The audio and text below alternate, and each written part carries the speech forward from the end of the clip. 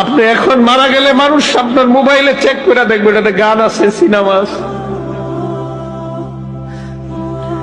গান cinema mobile থেকে delete করে দেন, তওবা করেন।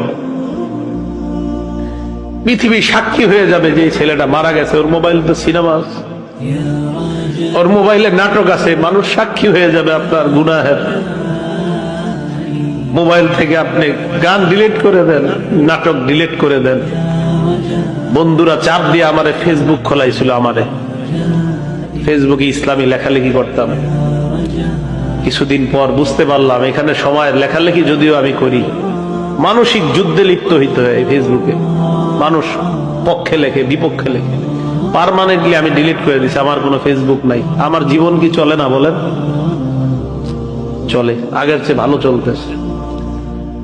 আমি যুবক ভাই